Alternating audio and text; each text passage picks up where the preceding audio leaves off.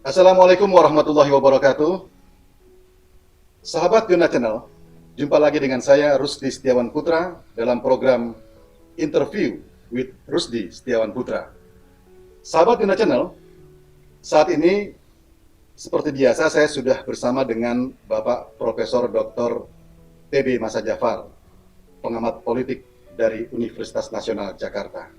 Mari kita sapa beliau. Assalamualaikum, Pak TB Masa. Waalaikumsalam warahmatullahi wabarakatuh. Alhamdulillah. Sehat Bang ya? Alhamdulillah. Ya, sehat, alhamdulillah. Kesibukannya makin banyak sekali. Makin banyak. Ya Bang. Oke Bang, terima Tapi kasih sudah. ini Pak Rusdi, Ya. Rusdi saya meralat. Ya. Saya belum profesor, masih associate profesor. Jadi Associate Profesor. sedang proses menuju profesor penuh. Alhamdulillah. Associate profesor. Amin. Oke. Insyaallah. Amin. Oke Bang, sukses. Mudah-mudahan bermanfaat bagi banyak orang, nusa dan bangsa dan negara ini. Insyaallah. Ya. Oke Bang Masa, pada kesempatan kali ini ada satu atau dua pertanyaan saja yang inti yang akan saya sampaikan ke Bang TB Masa terkait yang pertama dengan usulan yang didorong bahwa masa periode presiden itu 3 periode. Ini sudah ramai dibicarakan beberapa minggu yang lalu, bahkan mungkin beberapa bulan yang lalu. Saya ingin minta tanggapan Abang terkait dengan usulan dorongan atau apapun terkait dengan periode 3 periode presiden ini. Baik, usulan 3 periode itu dalam iklim demokrasi itu sah-sah saja, ya. Itu adalah satu pendapat yang berkembang di dalam masyarakat. Apapun pendapat sesuai dengan kaedah demokrasi, ya, norma demokrasi, nilai demokrasi, itu kembali yang pertama, ya, menuju kepada sistem. Apakah 3 periode itu dilandasi oleh sistem yang berlaku mengenai sirkulasi kepemimpinan nasional yang sudah menjadi konsensus di dalam konstitusi kita hanya dikenal 2 periode. Ya, itu kita bicara sistem, bicara konstitusi. Itu yang pertama. Yang kedua, kita bicara kebebasan berpendapat, ya, suara-suara yang berkembang dalam masyarakat, boleh secara demokratis, tetapi juga harus mempertimbangkan, ya, pada apa? Pada soal apa yang dicapai hasil selama ini, ya. Itu artinya politik demokrasi kita harus arahnya kepada pendekatan rasional, ya. Pendekatan rasional itu adalah pilihan-pilihan, ya, yang diambil atau yang diajukan oleh siapapun itu harus mengurai, ya, indikator-indikator apa yang bisa menjadi satu landasan yang cukup kuat sehingga dia 3 periode, berarti ini ada satu pertimbangan yang sangat istimewa. Ya, tetapi supaya objektif, apa indikatornya? Itu yang penting. Karena 3 periode itu kan juga bisa diartikan ini apakah keadaan darurat. Jadi bisa muncul pertanyaan gitu, atau situasi mau didaruratkan, kan begitu. Nah, jadi orang bisa juga berpikir seperti itu, tapi yang secara objektif, ya, kita bicara tentu saja pada indikator-indikator. Tadi saya kemukakan konstitusi, lalu ada pilihan rasional, indikator-indikator objektif. Ya, jadi harus arahnya ke sana. Kemudian yang terakhir, ya, samping pendekatan rasional, jangan lupa soal etika politik. Ya, etika politik. Etika politik itu bagaimana pertimbangan konstitusi, pertimbangan rasional itu diikat oleh etika politik. Saya kira itu 3 poin itu. Nah, lalu itu bisa kita jawab. Ya, lalu apakah ini juga menyalahi demokrasi kita, Bang, yang sudah kita sepakati juga konsensus nasional gitu? Ya, saya tadi sudah mengatakan bahwa demokrasi sebebas apapun dia harus merujuk pada konstitusi. Yes. Karena di dalam prinsip demokrasi, dalam teori demokrasi, demokrasi itu akan tegak kalau hukum itu menjadi supreme. Ya, hukum itu menjadi satu pegangan. Kalau hukum tidak menjadi supreme, ya, itu nggak ada gunanya demokrasi. Itu nanti akan demokrasi sakit istilahnya. Kalau tidak mengedepankan prinsip-prinsip hukum, prinsip-prinsip konstitusi itu penting sekali, ya.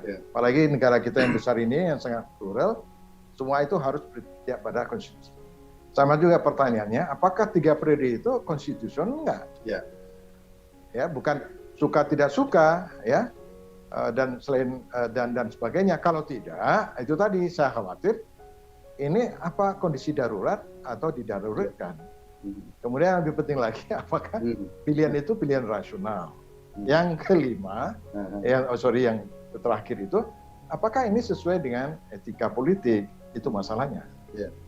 Jadi kalau para elit politik yang berkumpul kemudian, ya katakanlah kita menyentuh soal oligarki di belakang itu, ini jadi seperti apa Bang nanti?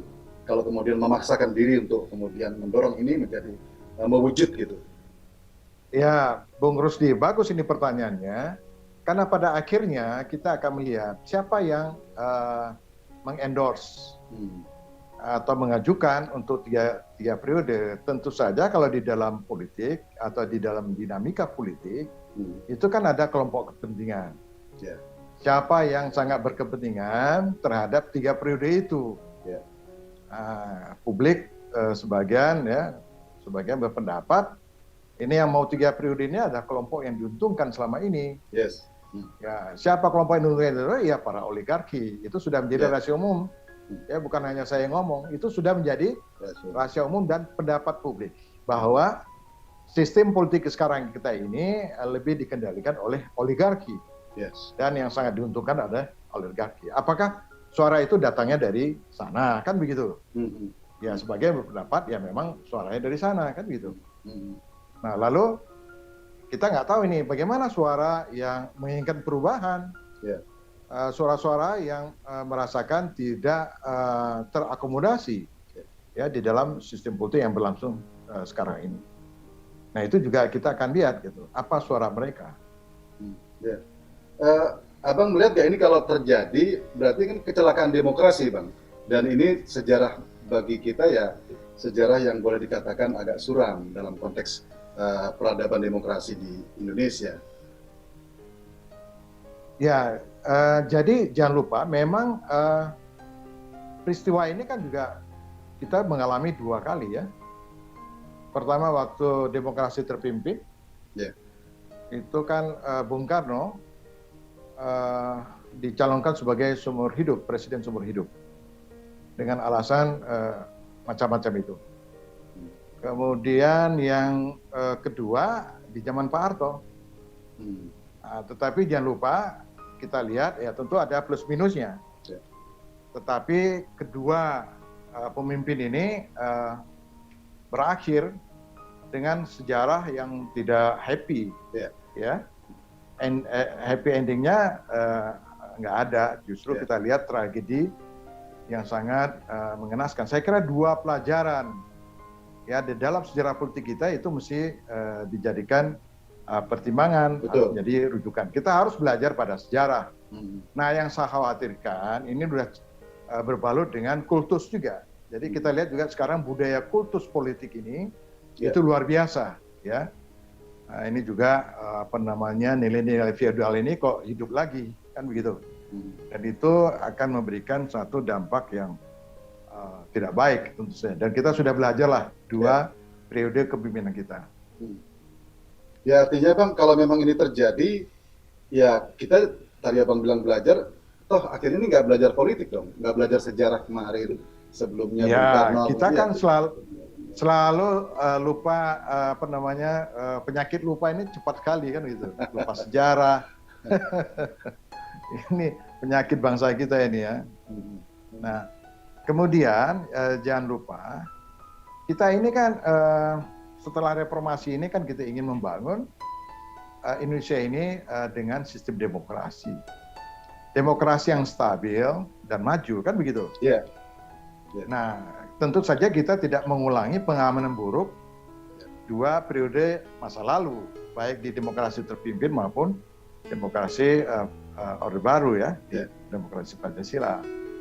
Nah, kita berharap pada periode ini ya, sebagai antitesis dari otoritarian masa lalu, kita berharap kita belajar, lalu kita kan sudah membangun kesepakatan, konsensus, malah sudah dilembagakan ya melalui perubahan-perubahan termasuk reformasi konstitusi, lalu penguatan melalui berbagai pelembagaan politik, melalui dari lembaga pemilu, kepartaian, dan sebagainya itu. Nah, itu kan menunjukkan bahwa sebenarnya track kita untuk menuju satu sistem demokrasi yang maju itu sebenarnya itu kan sudah dimulai. Lalu pertanyaannya, kalau itu muncul, loh ini kok mau mundur? Nah, itu dengan secara tidak langsung, apakah kita ragu terhadap sistem yang kita bangun selama ini? Apakah masa kepemimpinan 2 periode ini kita anggap atau kita ragu? Kan itu. Nah, jadi ini kembali kita lihat berarti kita gagal di dalam membangun sistem. Kan begitu. Artinya apa? Artinya seakan-akan yang bisa menyelesaikan persoalan itu adalah pada figur. Padahal dengan sistem demokrasi itu, yang pertama yang menjadi leadingnya itu adalah sistem demokrasinya, ya, sistem politiknya, baru kemudian orang, kan begitu. Lalu antara person, antara aktor dengan sistem itu kan saling menguatkan. Nah, kalau ini yang mana yang mau dikuatkan, mana mau yang dimandulkan, kan begitu. Dan ini saya kira bukan pilihan. Ya. Pilihan kita ingin bahwa sistem ini, sistem 2 periode ini adalah saya kira dengan satu argumentasi yang cukup panjang, agar kita tidak mengulangi atau kita tidak mau lagi mengalami kegagalan yang ketiga kali ya dalam membangun sistem, ya, terutama sistem demokrasi. Nah, kita ini umurnya kan baru 20 tahun ya di dalam berdemokrasi. Tentu saja pengalaman demokrasi 20 tahun ini belum cukup dewasa, tetapi kita harus bangun agar sistem ini semakin menuju ke arah kedewasaan. Bangun aturan main sistem ini, termasuk konstitusi, ini harus betul-betul disepakati dan itu dijalankan sungguh-sungguh. Nah, jadi kembali lagi kepada rujukannya itu adalah pada konstitusi. Jadi kalau kita mau rubah lagi atau kita langgar konstitusi ini, itu dengan kata lain, ya kita bisa mengatakan bahwa reformasi kita gagal atau reformasi kita masih setengah hati karena kita lebih percaya pada figur daripada sistem. Nah, ini adalah ciri-ciri kegagalan. Oke. Bang TB Masa, kalau kita lihat dalam isu ini sebetulnya posisi partai politik itu di mana? Kalau kita lihat ini sudah melebar dan sebagainya, menjadi wacana, menjadi dorongan, menjadi perbincangan serius. Lalu partai-partai politik ini di mana posisinya? Ya sampai hari ini kan belum jelas. Ya mereka tuh arah kemana? Ya walaupun kita lihat dari munculnya calon-calon, ya calon capres dan cawapres. Tetapi seperti yang saya katakan tadi, siapa yang mengusung itu? Kan gitu. Kalau saya ingin mengidentifikasi yang pertama, mana kelompok status quo yang diuntungkan oleh keadaan yang ada selama ini, mana kekuatan politik atau partai-partai politik yang mendorong bahwa perubahan ini nggak boleh berhenti. Ya, jadi dia harus menawarkan sesuatu yang baru. Kalau ini mau diarahkan pada 3 periode, mestinya partai-partai yang masih komit terhadap perubahan harus mempertanyakan apa rasionalitasnya, apa argumentasinya, apa evaluasinya, ya indikator-indikator apa yang bisa digunakan, ya tiga atau tidak tiga lah, atau mau ketiga itu apa gitu. Tentu saja kecuali kalau nanti mau dirubah konstitusinya, kan begitu. Tapi kalau konstitusi mau dirubah menjadi 3 periode, akan muncul lagi pertanyaan-pertanyaan. Nah, kenapa hanya soal masa jabatan kepresidenan, ya, atau undang-undang mau dirubah? Lalu yang lain bagaimana? Ya, kenapa enggak kembali pada amandemen lagi? Karena konstitusi kemarin itu kan banyak juga yang dianggap ada cacatnya reformasi konstitusi itu. Nah, jadi bukan kembali reformasi konstitusi itu bukan isu tunggal. Jadi ada beberapa isu yang masih diperbarui lagi di dalam reformasi konstitusi gitu. Tetapi apapun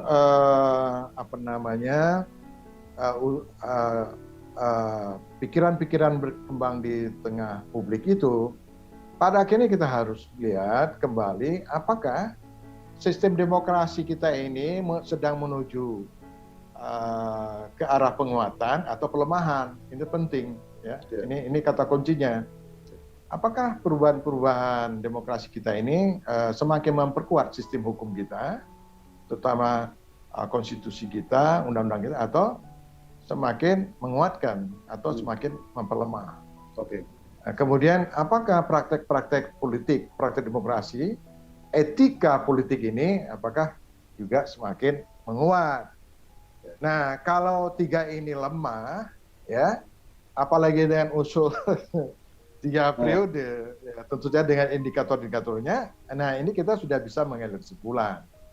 Jadi bukan harapan yang diberikan kepada rakyat, tetapi semakin pesimis, ya, semakin orang tidak melihat apa yang mau di 3 periodekan, ya. Persoalan oligarki aja sekarang itu orang banyak memberikan satu pendapat itu sesuatu yang sebenarnya antitesis dari demokrasi, ya. Itu saya kira semua, baik kalau intelektual, akademisi, kampus, itu punya pandangan seperti itu gitu loh.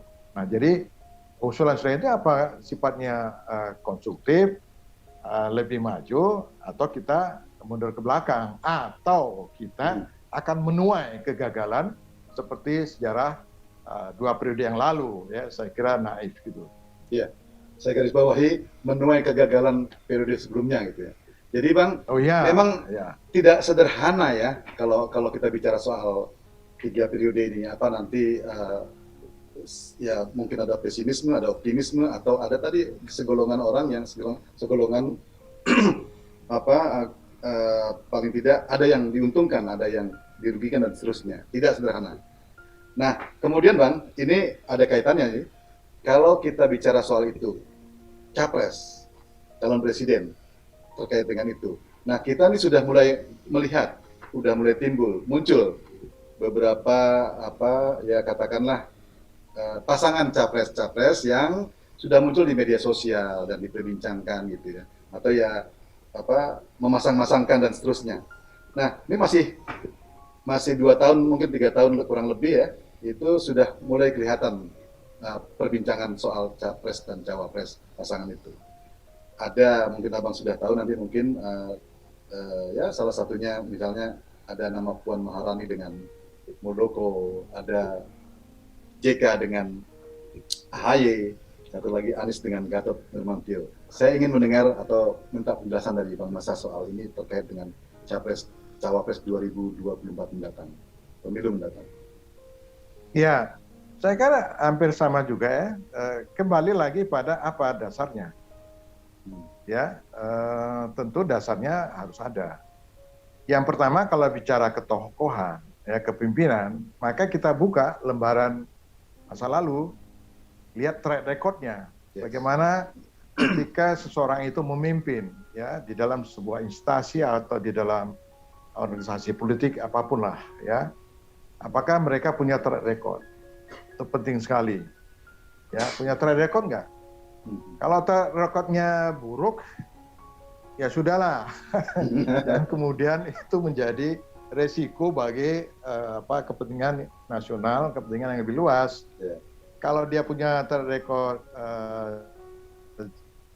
buruk, ya ya tidak perlulah. Kemudian partai-partai juga harus apa namanya selektif. Tetapi kan kalau kita bicara sekarang kan agak susah itu, karena lebih dominan bicara kepentingan politik gitu. Jadi kembali lagi pada track record kepemimpinan. Apakah pemimpin-pemimpin yang dicalonkan itu sebagai calon presiden wapres itu memiliki track record yang bagus, memiliki legacy, ya ada nggak legasinya? Apa legasinya? Itu penting sekali. Dan indikator-indikator juga termasuk kinerja dan seterusnya, panjang lah itu. Itu menyangkut track record. Juga termasuk juga komitmen, ya itu penting sekali. Komitmen politik, ya bahwa para pemimpin ini kita lihat sejauh mana mereka punya komitmen, ya keberpihakan kepada rakyat ini penting. Ya. Nah ini udah banyak contoh ketika pemilu kada semua teriak untuk kepentingan rakyat. Tetapi setelah pemilu, ya setelah pilkada itu kita bisa melihat kembali, ya malahan sebagian itu justru mengingkari janjinya sendiri. Jadi rakyat berada pada sisi yang lain, tapi sang pemimpin ini lebih banyak mengurus kepentingan diri sendiri. Ya ini suatu antagonis yang nyata, dan ini saya kira hampir merata lah pengalaman yang tidak baik ini ya. Itu sudah rahasia umum lah, saya nggak perlu kemukakan. Hampir setiap saat kita mendengar keluhan-keluhan rakyat, ya hak rakyat dipinggirkan, ya, tidak ada pembelaan, apalagi banyak sekali itu ya hak ekonominya, belum lagi menyangkut HAM, ya dan seterusnya, karena hanya membela sekelompok kecil orang, ya yang yang mereka punya akses kekuasaan dan punya akses ekonomi, sementara kepentingan rakyat itu kepentingan yang kesekian. Itu kan sudah fakta sehari-hari lah. Nah, jadi itu harus dilihat, ya harus dilihat. Jadi saya kembali track record-nya, ya jejak rekamnya di dalam memimpin, kemudian komitmen, itu tadi seperti yang saya katakan, dilihat juga dia suka bohong nggak.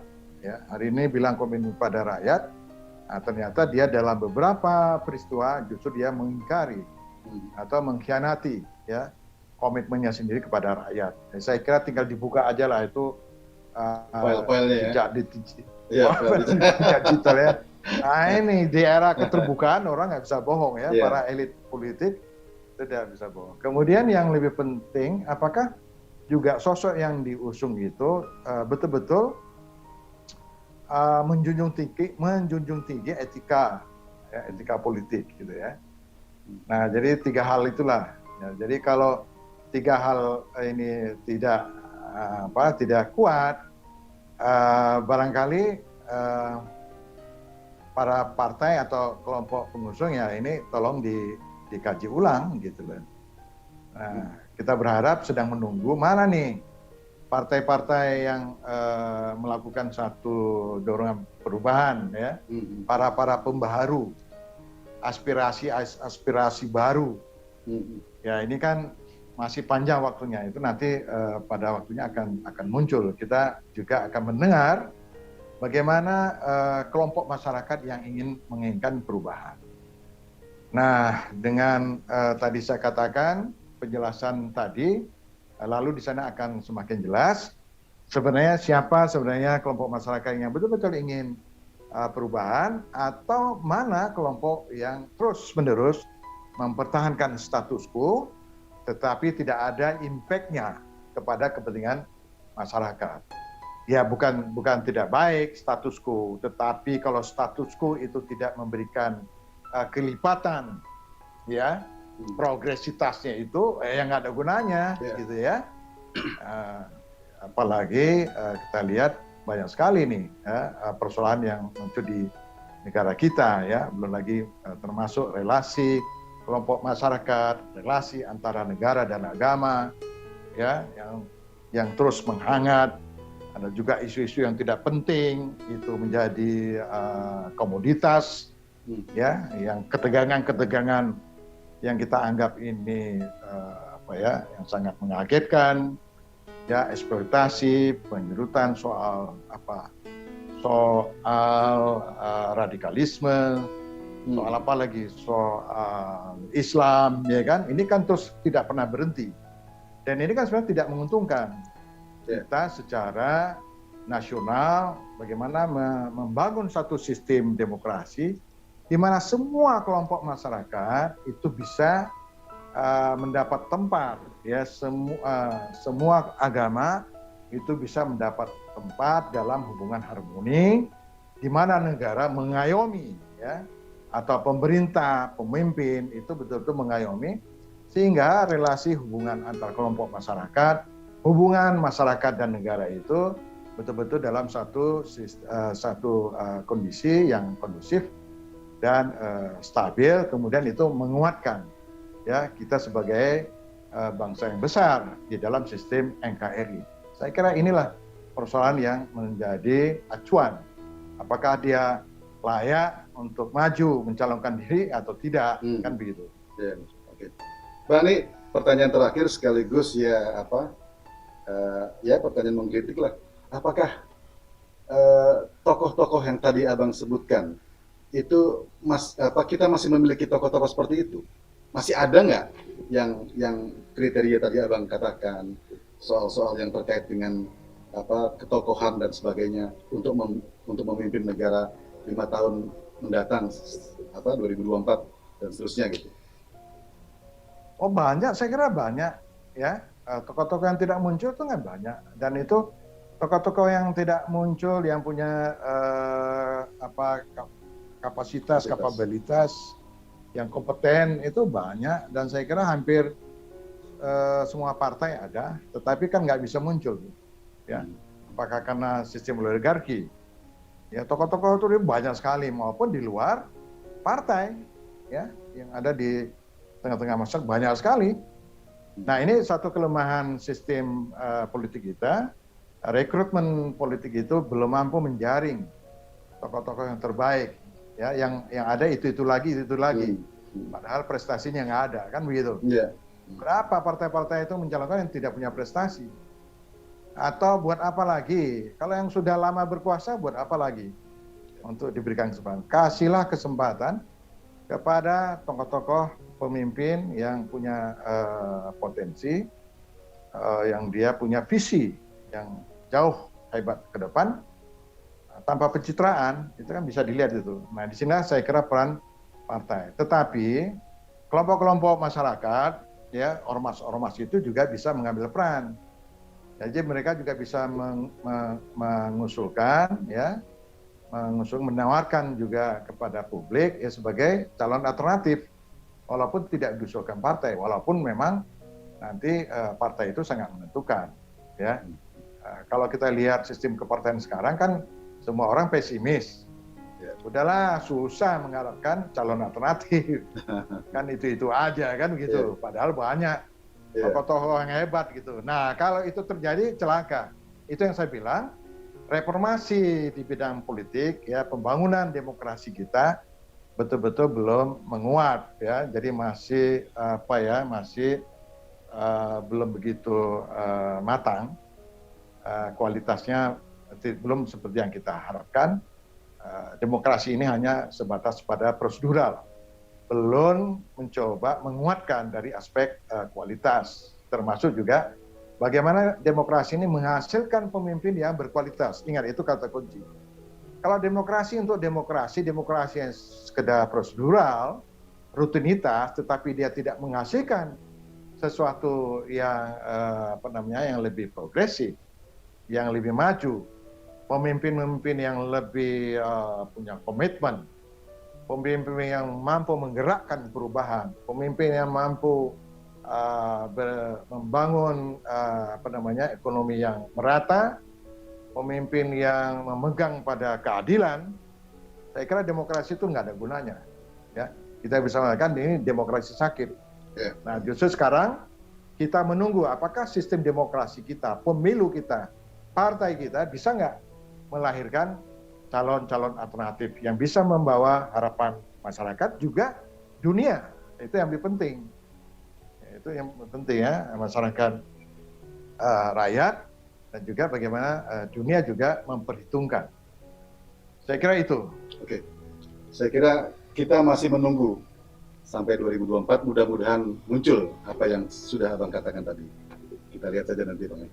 Saya kira menarik perbincangan ini, menarik sekali. Ya, Bung Rusdi, ini masih ada episode berikutnya, kita akan tunggu. Ya, oke. Ya, Siap, nanti kita kupas perkembangan berikutnya. Kita kupas lagi Bang. Bang TB Masa Jafar, terima kasih sudah bersama kami untuk program interview Zona Channel, dan mudah-mudahan sekali lagi bermanfaat buat kita semua dan kita petik segala kebaikan yang terjadi dalam interview ini. Terima kasih Bapak TB Masa Jafar, pengamat politik Universitas Nasional Jakarta. Terima kasih Bang. Assalamualaikum warahmatullahi wabarakatuh.